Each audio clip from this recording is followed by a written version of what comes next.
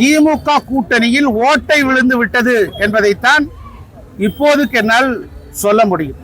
இது முதல் கட்டம்.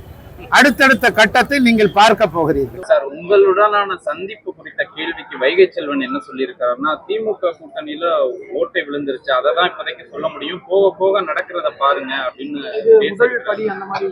இத உங்களுடைய அந்த சந்திப்பு, அவருடனான சந்திப்பு குறித்து நீங்க சொல்ற விளக்கம். அவர் இப்படி சொல்றாரு,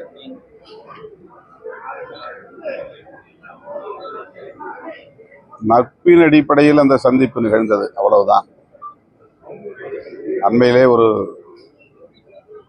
நிகழ்வில் நாங்கள் பங்கேற்கக்கூடிய ஒரு வாய்ப்பு அமைந்தது.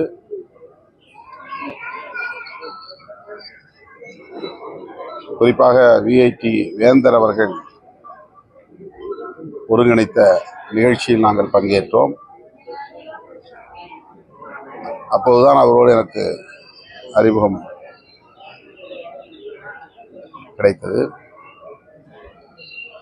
அதன் பின்னர் திருச்சிராப்பள்ளியிலே நாங்கள் மதசார்பின்மை காப்போம் பேரணி நடத்திய சூழலில் அங்கே ஒரு தனியார் விடுதியில் தங்கியிருந்தோம். அவரும் பக்கத்து அறையிலே தங்கியிருந்தார்.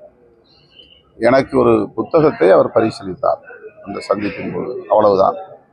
விடுதலை போரில் சீர்காழி என்கிற ஒரு புத்தகம் அவர் எனக்கு வழங்கினார். பலரின் முன்னிலையில் நடந்த ஒரு சந்திப்பு, அரசியல் ஏதும் பேசாமல் நடந்த சந்திப்பு.